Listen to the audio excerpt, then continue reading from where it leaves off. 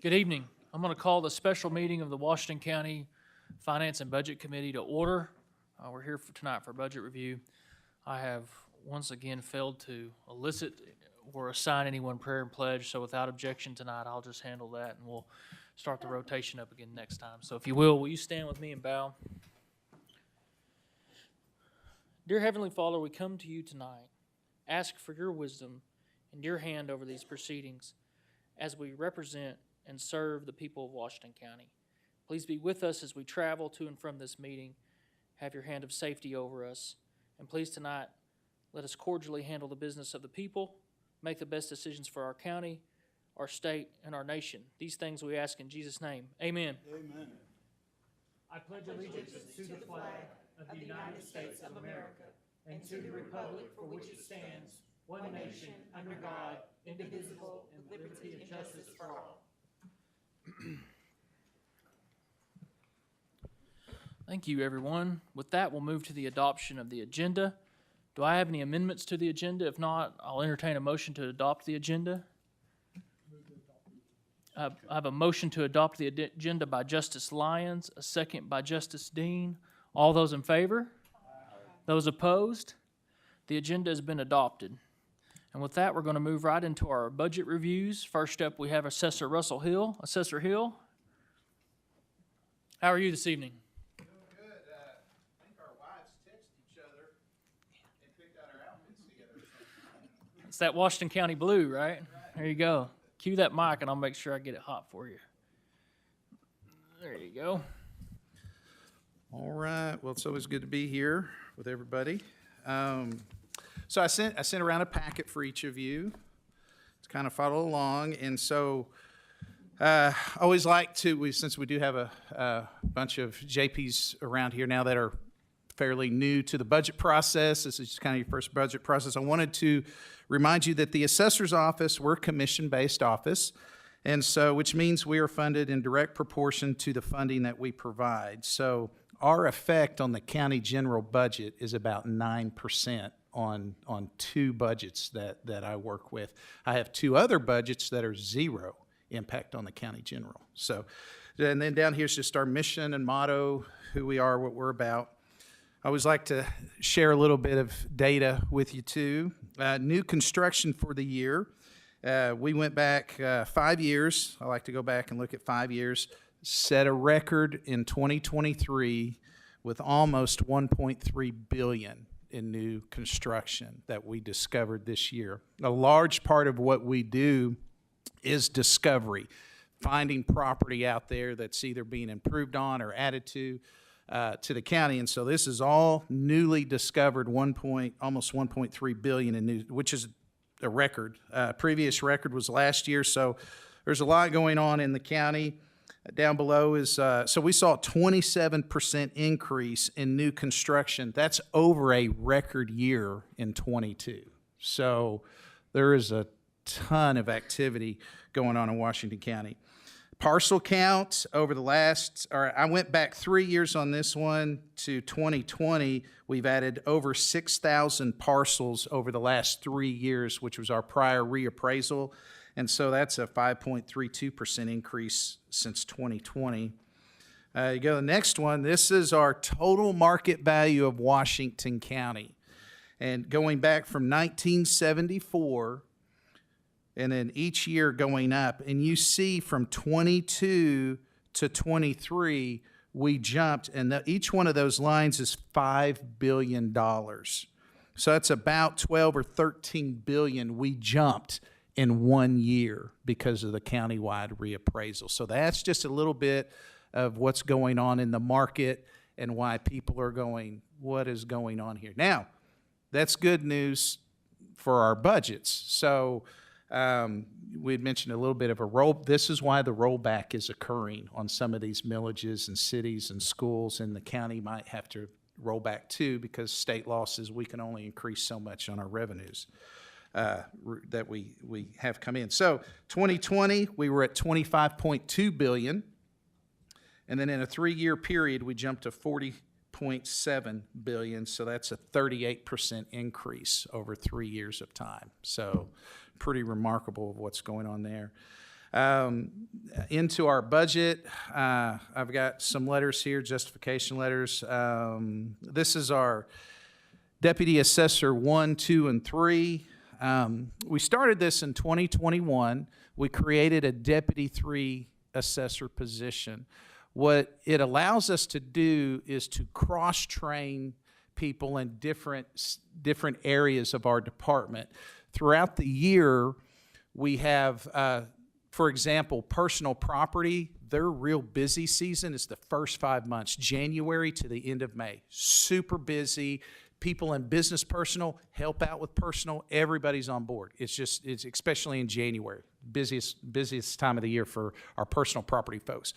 After May 31st, that kind of slows down to where it's just the end of the month that they get busy when people are renewing their car tags. But that's when business personal property, that's when they pick up. They start picking up late April, May, and then all the way through the rest of the year. So I wanted to create, instead of hiring more people that are only super busy during a few months out of the year, thought, well, if we can cross-train our people, and so if you're in personal, you help out in business toward the end when things slow down for you, and so we help each other out. And we haven't had to add any new people to our office in a number of years because we've been able to do this cross-training over here. Now, we have certain requirements and specifications that they have to do to qualify to move up to a Deputy Assessor 2 and a Deputy Assessor 3. And then what we've done the last couple of years is we've budgeted our Deputy Assessor 1, 2, and 3. We budget them all at a Deputy Assessor 3 level. That way we don't have to go to JSAP. We don't have to go to Budget and Finance. We don't have to go to the Quorum Court when somebody meets the requirements to move up to that next level, which is a test. They have to be tested on a number of these. Once they do that, then we can just go into HR and go, hey, they've moved up to here, and it just saves a lot of time and stuff for everybody else. Whatever money is not used is given back to the county general once a quarter when you guys do a clean sweep of the quarter. So it's sitting there. If that person, and currently we have 4 Deputy 1 assessors, 4 Deputy 2 assessors, and 2 Deputy 3 assessor positions that are in use. So any questions on that? We would like to keep running that. And that's where, if you look on the budgets under salaries, you'll see those Deputy 1, 2, and 3 positions. So I would like them all funded at the 56,871, and then over on the black side there is what we're currently paying those folks. So that's what that is. Any questions on that particular part? Okay, we'll go to the next one. This was sent to JSAP. We did this earlier in May. This is part of just annual thing that we do. We have this is actually 2 years worth because we weren't able to, JSAP wasn't able to meet in 22 when we needed to. And so this is 2 years worth of just going through, and we break our office up into 3 different sections.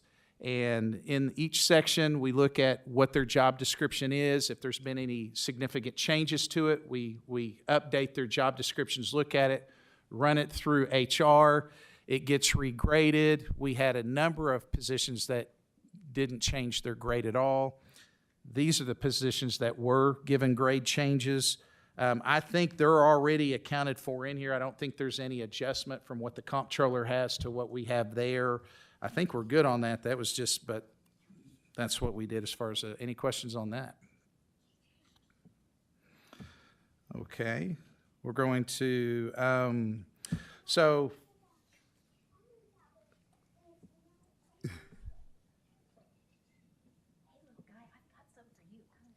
and then over on the general budget, that's 1,105 under part-time. This year, for 23, we had 64,500.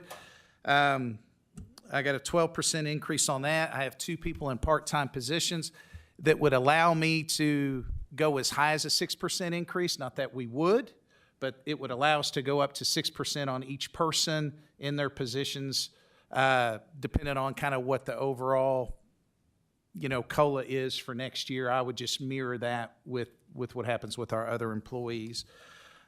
So that's what that is. And the impact to the county general would be $693 for the year to the county general's portion of that. Any questions on the part-time? Two folks there. And everything's explained in the justification letter.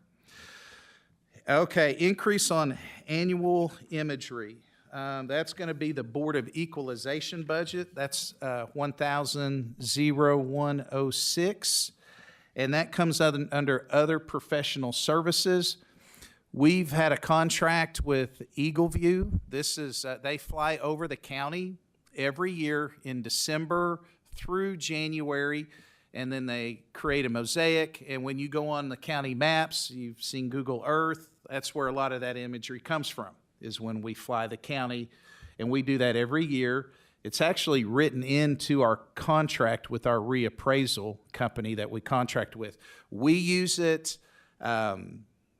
Everybody across uses it. It's a very vital tool that we use, especially in a county that's seen the type of new construction and growth that is taking place here. It's a vital necessity. We can do up to 25% of reappraisal work from our desktop looking at this imagery with the ortho and the oblique imagery that we utilize. There's been a big price increase on this. We've used what has been the bare minimum as far as resolution requirements to do our job, which is a 9-inch in the rural and a 6-inch in the city. You got to look at it as kind of like a golf score. The lower the number, the better the grade. So the lower the number, 9-inch, is a bigger number. So the 6-inch resolution is better. It's 9 inches from the floor is your visibility, as opposed to 6 inches from the floor. So the closer you get to the floor, the better is the resolution of the imagery. They go down to below 1 inch imagery. Very, very expensive, takes a lot of support to handle all that. It takes a lot of server space to download all these images that we use, but it's a vital part of what we do and how we do our job. 9-inch is now the VHS in the appraisal world. They don't even use 9-inch anymore. So we no longer have that. So we've been using it ever since I've been here. Longer than I've been here, we've been contracted with Eagle View, and we've always used 9-inch and 6-inch. Well, now it's 6-inch and 3-inch. So 6-inch in the rural, 3-inch in the cities. To give you an example, Garland County, they're doing, which is Hot Springs, they're doing the entire county this coming year for 24 in 3-inch for the entire county. So, 6-inch is very adequate. We're going to see a lot better imagery. It's a lot better quality and make our jobs easier, but it does come at a substantial increase. Again, it's $179,000 for the 2024 flight that'll take place. County General will be affected by $16,110. So, considering it helped us discover almost $1.3 billion in 1 year, it more than pays for itself with the imagery. Any questions on that? Yes, sir. Why do you care what kind of golf ball we use? No, okay, yeah. I wouldn't want to share my golf score, I'll tell you that. Capital request for a vehicle. This is a capital request 26 from line item 3042010540. That's our late assessment fee fund. And then another $26,000 from our 3004. That's our Amendment 79 fund. So I put back out of both of these have zero impact on the county general. So this is something I started when we were updating our fleet. We have 7 vehicles in our fleet. I like to, every 2 years, update our oldest vehicle. We'll trade that out. So it gets 14 years of service over that period of time. and then we'll update it with a new one, using it from 2 budgets that have 0 impact on the county general. And so it's been working very well for us, and so that would come out of there. One is a late assessment fee fund, makes about $12,000 to $14,000 a year. This is 50-cent late assessment fee for anybody that assesses their vehicles after May 31st. So it generates that. So in a 2-year time, it gets me about $26,000, $28,000, and then the other portion of that I come up with from Amendment 79. So we can use a portion of that to help pay for a vehicle. So that's the question, or that's all I have, unless you have any questions for me. Questions for Assessor Hill? Justice Dennis? I have a serious one this time. Okay. I mean, I think it's, it's zeroing in where you can see what the golf ball is. That was a joke, but at the same time, it's that powerful. But last year, you had employees that were full-time, as I remember, that were training employees that were starting at the same amount of money that they made. No names named, I can't even remember the names, but is that corrected now? Yes, that was all redone when we did our salary adjustment last year. Everything's corrected. I remember that, and I remember saying, well, I'd like to see that corrected, and I wanted to hear you say that it had been. Yes, that was So thank corrected you. last year. Thank you. Any additional questions? Justice Rio Stafford? Thank you. Just 2 questions out of curiosity. On the imagery, when do they usually do this during the year? What's that again? On the imagery, flying the, doing, making the imagery, when during the year do they usually do Okay, that? yeah, we contract with them to fly starting about mid-December, and depending on the weather, if there's a heavy snow or something, sometimes it has to go until there's no snow. There's no snow on the ground, but we don't like any foliage on the trees. Allows us to see the houses a lot clearer. Okay. Then our contractor, there's another technology. And I'm having it's Dan, what's that technology? Change detection. Yeah. So then there's this computer, does these algorithms on it, and it picks up, like, if you added a garage, or if you took something down, or if you built a fence, or you got a side, it picks it all up. Oh, wow. It picks up all the new stuff, and it highlights it in a color. And so that allows us to make sure we're getting everything. Or if something was torn down, it's no longer there, we need to take it off the tax rolls. They don't need to be paying for something they don't have. But everything going on here, it's something new every day that's being added and built. And so the imagery, with as busy as we are, there's no way we could operate and capture everything without it. So it's a vital tool. This is pretty advanced stuff. It is, yeah. It's very, yeah. And Eagle View is the top-rated flyer in the. They are the largest privately owned company air fleet in the world, and so they do a lot of the country. Yep. Okay, thank you. Just one more question.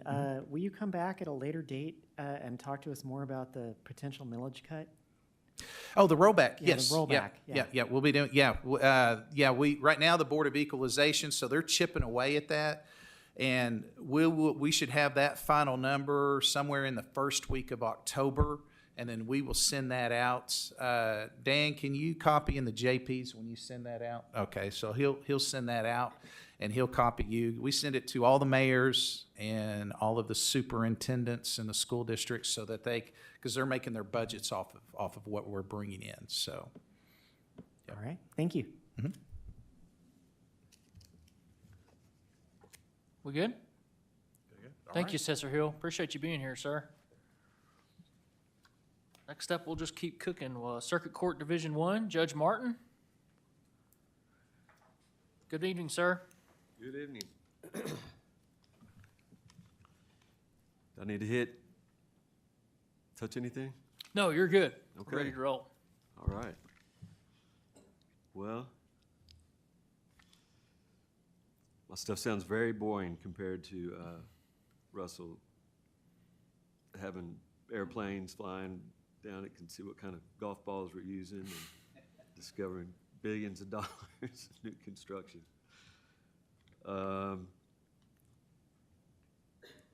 Yeah, I mean, mine's pretty boring. We're asking for I don't know if you want me to walk through it. It seems, it's not lengthy, but it also seems kind of silly. I mean, I would just say if you see anything that you think's a significant or noticeable change from last year, maybe just highlight that for the justices. But other than that, I think we're, I realize, and I want to say this, that a lot of the circuit court budgets are very basic, but I appreciate the judges being here tonight just to give the justices an opportunity to ask questions if they have them. So I appreciate your time commitment. Well, thank you. I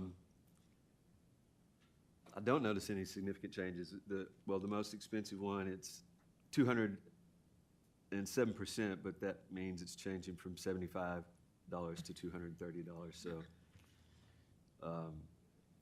but somebody else may disagree, so I'll just, does anyone have any questions? If anybody's had a chance to look at it yet.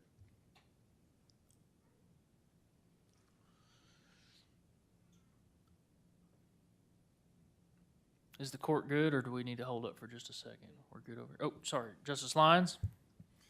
Just what falls under small equipment? Small equipment?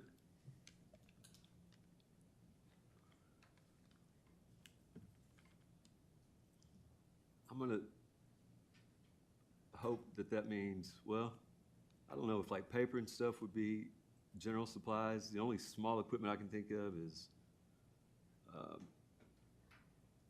or Xerox or, Yeah, it looks like some usage, given you're basing it on last year's being higher, whether it's more print, more ink.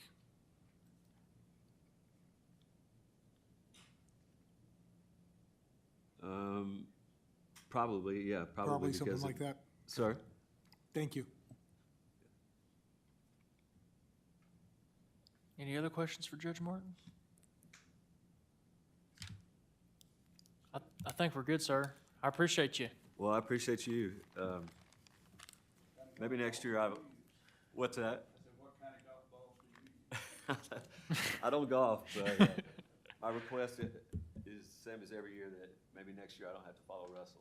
Okay, Thank you all very much. we will note that. Next up is Circuit Court Division number 4, Judge Beaumont.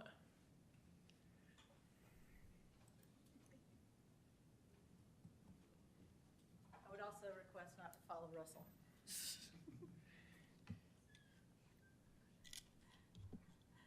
So I don't think there's much different on ours. I know with the salary increases, the salaries increased because of the raises for county employees.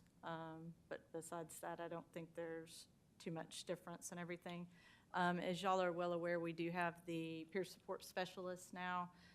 So we have added some for mileage and phones and that kind of stuff. So any questions?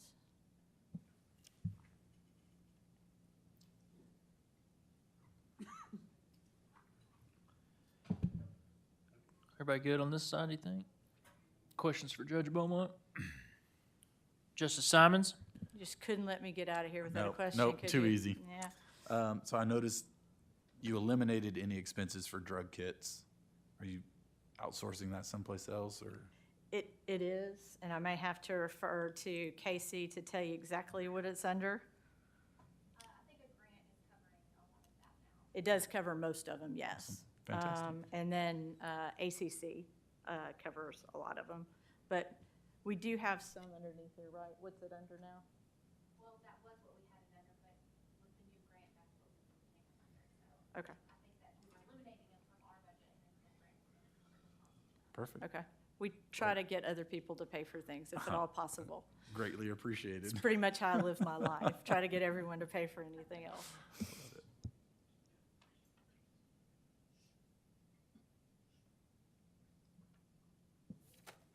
Additional questions for Judge Beaumont? Thank you, Judge Beaumont. Thank you so much for being All here. right, thank y'all. Y'all have a nice night. Next up is Circuit Court Division 6, Judge Lindsay.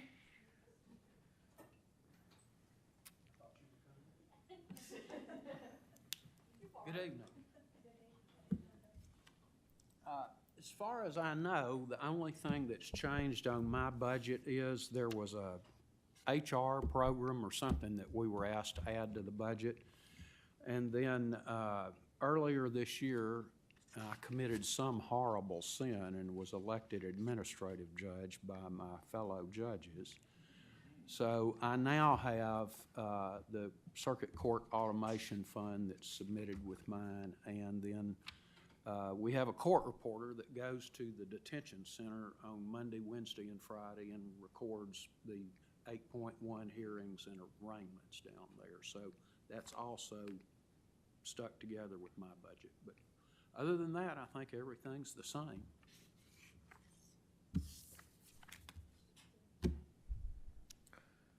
Questions for Judge Lindsey? All right. Thank you, sir. We appreciate you being here. Well, I want to say two things real quick. Number one, again, I want to thank y'all for all the support that you give the circuit courts. Today I had starting the last 10 days hadn't been very good. Went to my cousin's funeral in Conway, my first cousin to die, and my car was broken into while I was there. So anyway, that took about till Wednesday. Then I had a flat Thursday, so I couldn't get a haircut. My wife wasn't happy about that. Friday, my law clerk resigned. And so I told you all of that just to let you know two things. I want to thank Judge Deakins and Ms. Burchett in her department, and I wouldn't be, I know County Attorney Lester had some involvement, and I'd be shocked if Lance Johnson didn't. But y'all, they helped me get a new one on board today who was actually the law clerk before the last one. And he had some health problems, and he's over those now, so he's not. But I want to thank everybody involved in that for getting him on board. And this is about the most fun I've had in 10 days. Any questions? All right, thank you all. Thank you, Judge Lindsey. We appreciate the kind words. We're here to serve. Thank you. Thank you, sir. Well, I think this is my 24th time to present a budget. Can let me how is your window situation? On my car? No, I don't. Well, I'm not concerned since about your you auto. asked. I'm talking about the window situation in your office. it has, I'm about to take the plastic trash can out of my window because it hasn't leaked a drop since Lance Johnson found the right person to fix it. After I've been here, I'm in my 24th year, and it's been tried 4 or 5 times to fix. And he built my house too, and it hasn't moved an inch. Well, But I believe it's fixed now, but my Yukon window still got Vista. I'll take that under consideration. Chief Johnson was reporting good news about the windows, and so I figured I would get an independent source to corroborate that. I can only speak for my own, but it's been perfect. Thank you, sir. Next up, Circuit Court Division number 5, Judge Story Bryan. Good evening, Judge. How are you all? Good. All right, much like the other judges, I don't have much of a change. I think mine decreased about $100. I've moved a couple of things around. We're having a lot less civil jury trials. So I lowered the jury trial budget and then increased our attorney ad litem fund budget by $2,500. And those are the attorneys that we hire to represent children in custody cases. And that's it. Any questions for the judge? Thank you, Judge. I appreciate you being here. All right, thank you all. And I think I told you all last year, but there may be a couple of new faces. This county and Benton County are the only counties, to my knowledge, that provide attorneys ad litem in custody cases that the county helps provide. So it's a huge service that you're providing to the citizens of the county, but especially to the children, because it helps protect them when there's abuse or drug use or other allegations of negligence. So we appreciate your continued efforts for that. Thank All right, you. Thank you.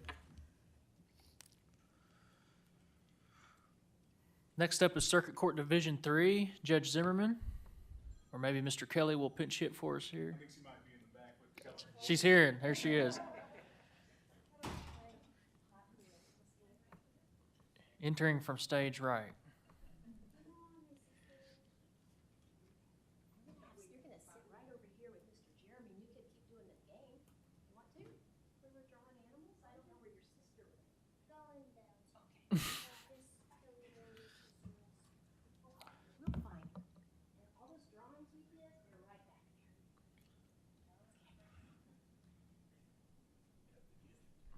Okay. Good evening, Judge. Hello. Good evening. So this is our budget, and we hope you approve it. Thank you. Okay, so in our packet, we included some justifications for some positions that were regraded through JSAP, and those are the letters that were passed out earlier. And so this evening at about 5 p.m., we received a spreadsheet from the comptroller's office, and Jeremy was scurrying around to try to figure out what was different about the comptroller's proposed budget and the budget that we actually submitted. And so the budget that we submitted back in the summer had a proposed amount that's set out, and it's less than the comptroller budget. And the reason that ours was higher than the comptroller prepared spreadsheet that we just had the chance to review for about an hour before we headed, maybe 40 minutes, is because it does not take into account the salaries that JSAP approved regrades to those positions in our personnel part of our budget.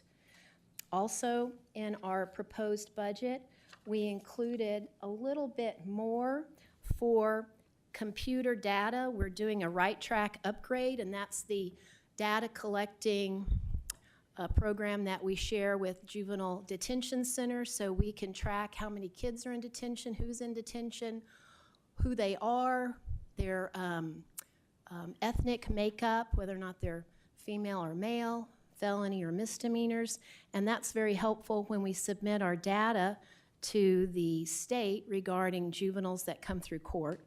We also have that upgrade. It's not in place yet, and the Supreme Court has mandated 5 of us juvenile courts, 5 counties, Judge Warren and I in Washington County, Jackson,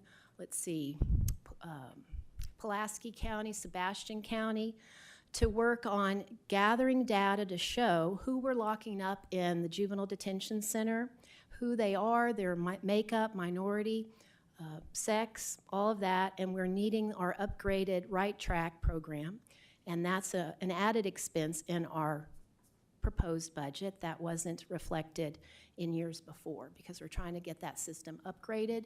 It's really old, and it's a good system. Benton County uses it, and we're able to input data and keep up with kids. So a little bit more about what we're asking for in our budget.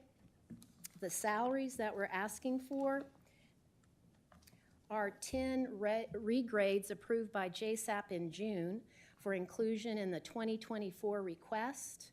We have 6 juvenile probation officers moving from grade 11 to 12, 1 position, multilingual juvenile officer moving from 11 to 12, 2 specialized probation officers moving from a grade 12 to a 13. Those are the specialized police officers that they've gone through the training, through law enforcement training, and they're certified to carry a weapon. And we have 2 slots for those specialized probation officers, and they would be a grade, they'd go up a grade under the JSAP regrading. And then 1 position, a staff manager, lead juvenile officer, moving from a grade 16 to 17. And of those 10 positions, 4 staff members currently make above entry level or minimum for their grade, and JSAP approved a request for them to maintain their percentage above minimum pay when moved to the new grade. So that would explain why the amount that we've budgeted or proposed budget is more than what we had the year before. Also, this would enable us to keep experienced employees from leaving us to go other places due to pay increases are needed to keep these people hired with Washington County and to prevent them from leaving and finding another position elsewhere that pays more. Otherwise, all staff moved to a new pay grade would be making the same amount regardless of their experience, additional skills that previously had been rewarded with additional pay. And so we passed out those JSAP justification letters for June for each position. And what else? Let's see. Oh, one more thing that Judge Warren and I, in our positions, there are 15 slots that the state reimburses the county for up to $20,000 per position.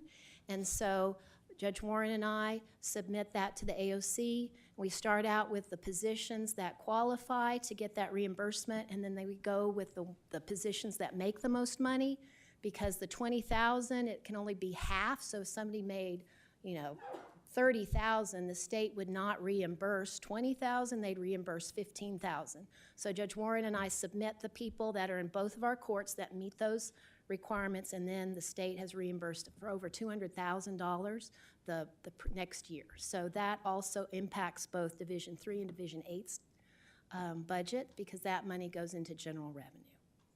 So don't want to forget about that. Thank you for that. Questions for Judge Zimmerman? I've made Judge Deacon's eyes roll back in his head, and he's like, okay, we heard enough. Not this evening. Okay. And I'll speak up for Comptroller Story. We're herding cats right now, so I know he will diligently work with you and make sure that we highlight the differences in the personnel costs from what was presented and what we're here tonight. I want to say this for the record too, for the court. We're being very careful and we're trying to be very careful and very, very thorough to only put things in the budget that have received JSAP approval or quorum court approval, just so that we can know where we're at. And if you hear that criticism, that is true of us. We're trying to be very diligent about that. Any additional questions for Judge Zimmerman? Thank you, Judge. We really appreciate you taking some time for us this evening. Thank you. I will. With that, we'll move on. Circuit Court Division Number 8, Judge Warren.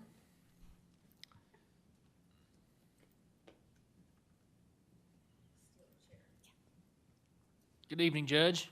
Thank you so much. Good evening. I'm bringing my right-hand person, Hallie Monson, who's my executive assistant, who's been doing a lot of the legwork on the budget in case you have questions I can't answer. But first, I want to start out by thanking all of you for the support that you've given to us in this last year. Just to give you a brief recap of what we've done. For those of you who are new, I suspect you've been following the trajectory of the court, but just to remind you that Division 8 is fairly new. It was a position that Division 8 judge I ran for, was elected in 2020, took the bench in 2021.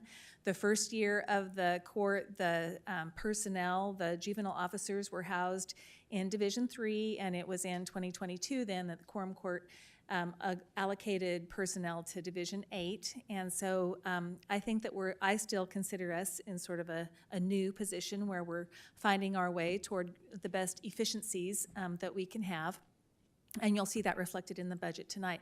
But I am proud of my staff. I think that the team we have at Division 8 is great, and they are learning every day, and they are totally committed to improving the lives of the children and youth that come before them, and they are striving every day to find ways to rehabilitate those youth so that you do not see them on the adult docket.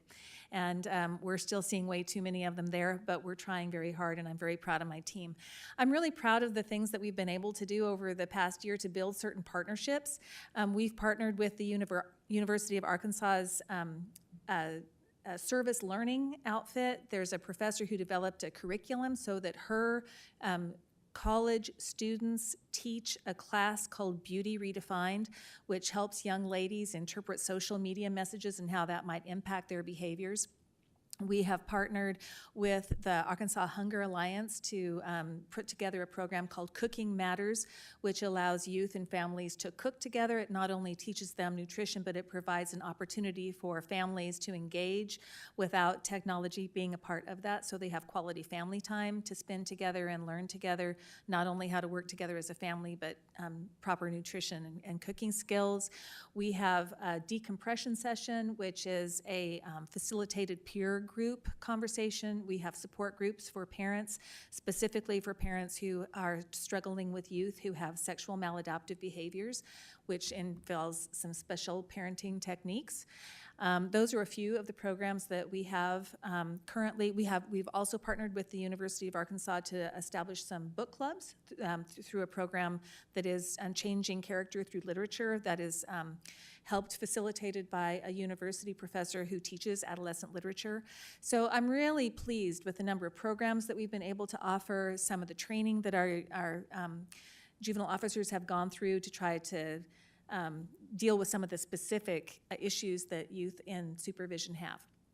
So with that, we have the budget that you see today will be changed most significantly for two different reasons. One is, and this is in the packet that was presented to you, I passed out before the meeting started, a letter that talks about the organizational changes that we'd like to see. When we first started with our personnel, we had one lead juvenile officer for all of the juvenile officers, and this year, upon reflection, we've decided that we'd like to move to a team model, which is that we have one group focused on family in need of services cases. Those are largely the truancy cases. One team focused on delinquency cases, which are those where the youth is alleged to have broken the law. And the third team would be the intake.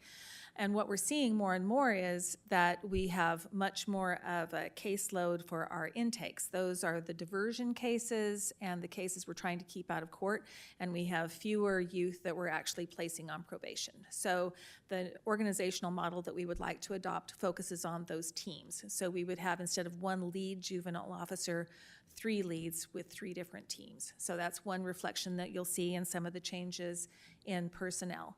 The second is that, as Judge Zimmerman reflected, after the quorum court last year did the salary adjustment change, Human Resources went through a bunch of different assessments of job descriptions. So we went very carefully through our job descriptions and looked at what was actually being done and the job description and tried to make sure that those were the same. And it went through the regrading process. And so as you heard from Judge Zimmerman, our juvenile officers basically went from a grade 11 to a grade 12. And so you'll see that reflected in the budget. So as the letter lays out, you'll see the personnel changes in that regard. The other significant change then, which is an expenditure in over 5% of what we were asking for before, is with regard to furniture. And when we were here previously, there was talk of moving our court down to the juvenile justice complex in South Fayetteville and adding on to that building. The voters did not support that. And so to my mind, and you can certainly correct me if I'm wrong, but I'm unaware of any immediate changes to have my court moved from where it is currently. And so I think that if it is to stay there, then we need to start thinking about some other things that will happen rather than as a temporary placement, but to make that more of a functional place. And so what we're asking for this year is about $15,000 for some furniture. We did make use of some repurposed furniture from last year, but we're asking just to upgrade that if this is going to continue to be the place. So those are, in broad terms, the changes that you see in the budget, and I'd be happy to answer any more specific questions.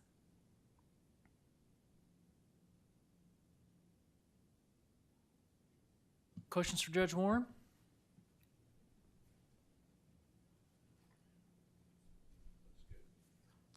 Thank you, ma'am. Appreciate you taking some time for us this evening. Yeah, thank you very much. All right, last but not least for budget review, Public Defender, Counselor Hyslop.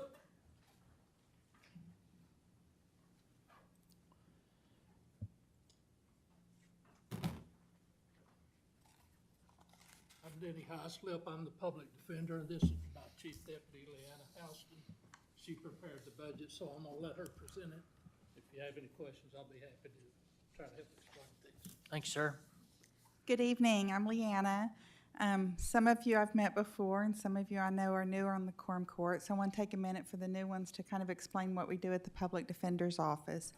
We are appointed on criminal cases in Washington and Madison County where they cannot afford an attorney. That's misdemeanor cases in all the district courts, as well as all of the felony courts, which can range from theft of property and drug charges, all of the way up to the rapes, the murders, the aggravated robberies. In the last couple of years, Washington County, as well as Madison County, has seen an increase in capital murder cases, which is taking a lot of resources and time.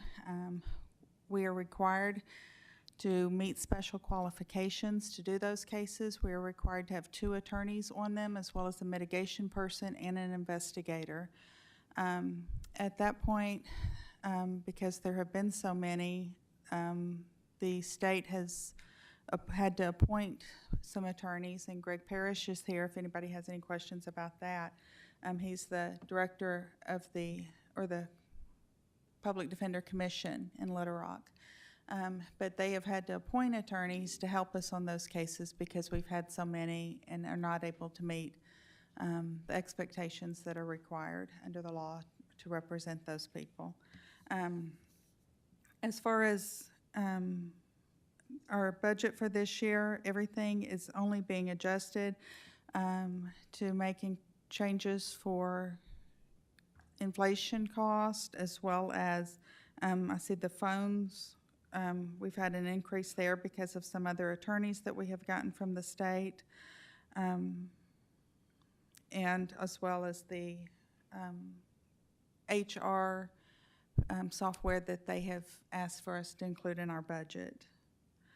The professional services is for transcripts and shredding.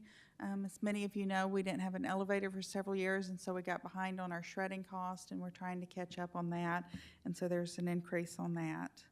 Does anybody have any questions for me about what we do or our budget? Justice Hickey? Thank you, Judge. Out of curiosity, are grants available to your office? Any kind of grants to pay for small equipment, anything like that? Not I mean, that I'm aware of. Okay. But that might be All the something years that I've been here, I've not been aware of any, but I don't know why. I just thought if we could get some money to help, that would be great. We do, when we go to continuing ed, we are sometimes able to get scholarships Okay. to help pay the cost of that, and we always try to get that as well. Sure you do. Okay. Thank you. Thank Looks you. good. Thank you. Justice Dennis? Thank you for the fine job that you do. Appreciate Thank you. And your budget looks good, but 400% increase on fire and extended coverage. Is that because of the building that it is the one that had the roof leak and roof repair and the big, so is that the reason for that? For a long time, we did not have any changes. We didn't even have anything budgeted for that, and they've started sending me bills and adding things into it, and so I tried to make adjustments and adapt for what I've been told that we need to pay for. We break up that premium on an allocation basis, so we don't build in the fact that that particular building had a claim against it, so you're not, one department's not penalized just because of where they're housed, but that's just literally the increase in our premiums that we've seen this year. Just for that building, or will that increase be on everybody? That'd be everything. Yeah. One thing you may remember talking about our building is So- last year, y'all budgeted $30,000 for us to make improvements and to make office spaces, because we've been given some more attorney positions and we don't have space for them. We have attorneys sitting in the hallways in the conference room and all. And so you gave us $30,000 last year, and we haven't started that because they've been so busy working downstairs on the first floor. But Mr. Johnson, I have a meeting tomorrow for us to discuss it, and I think we're going to be able to start working on that. And Judge Deakins has said that if we're not able to get it done this year, that they will ask for it to be carried forward for next year. Very good. Well, But thank some you. of you have sometimes, I know Mr. Dennis and Mr. Simons have come to see us to just tour the office and to kind of understand what we do. And if anybody's ever curious or wants to understand more of what we do and how we spend our days, you're always welcome to call me and come see us. Well, I know you do a good job, but if we bring an insurance agent in there for what they charging us, don't want you to give them public defending. Thank you. Thank you. Justice Coger? Thank you, Judge. So going back to what you were talking about a few minutes ago, so I was on Arkansas transparency.gov this weekend and looking at the public defender's information. And so we were talking about that the Public Defender Commission hires outside attorneys to help with capital cases and all. So is that probably what I was seeing when I was seeing all those payments in for some are like 15,000 that the Public Defender's Office paid and 3,000 to some, and that's probably what that was then? Yes, ma'am. Yes. Okay. Okay, and if you don't mind, could you just talk for a minute about your caseload for how you think that's going in your office? The American Bar Association right now says our caseload is supposed to be 150 a year. It's several hundred for each of us above that. So we have a higher caseload than what we're supposed to be having. There has been a study conducted. We're starting to get the preliminary one. I don't think the final one has been released. Is that correct? I think it's supposed to be out next week, and they have looked more at the type of cases that you do, whether it's a C felony, a D felony that's 0 to 6, all the way up to a capital case where it's death or life in prison, and started looking at how much time should be spent on each case and then what your caseload should be based upon the type of cases that you are doing. But even from the preliminary reports, we are way over on what we are supposed to be ethically and is required on the number of cases that we have. Way over, okay. We've, in our CJCC meetings, Judge Deakins knows, we've worked on getting statistics from the AOC showing how the criminal case docket has been done. And the last statistics showed that we were closing at 106% of our caseload. So we're still trying to catch up from COVID, but between the prosecutor's office and our office and the judges, everybody's been working really hard. And I feel like 106% is looking really good. Okay. One other question, may be for Mr. Parrish himself, but where are we on getting a public defender in the jail? I know that they have been looking, and he's wanting to get somebody who has experience because they have to be able to work independently to look at the cases, whereas when we have new attorneys in the office, they are coming and asking us questions. So he's needing somebody who's with experience and also can work and manage the clients and the people at the jail. And so he has been looking and working on that. He's had a few possibilities. But I think that right now they are putting a lot of money into helping us in other ways with all of the criminal cases. With all of the capital murder cases, they've appointed, I got the number today, 30 private attorneys to help us. And then they have a private attorney that he has funded to help us with the Springdale District Courts because one attorney was not able to manage all of the district court times with Fayetteville and the smaller courts and then Springdale. And so has a contract attorney who does the Springdale cases and helps us with that. Okay, I was just curious about that. That's all I have, Judge. Thank you. Any additional questions or comments for the Public Defender's Office?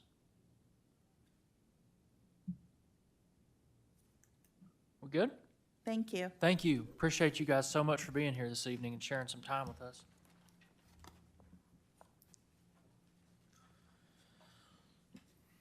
Efficient work this evening.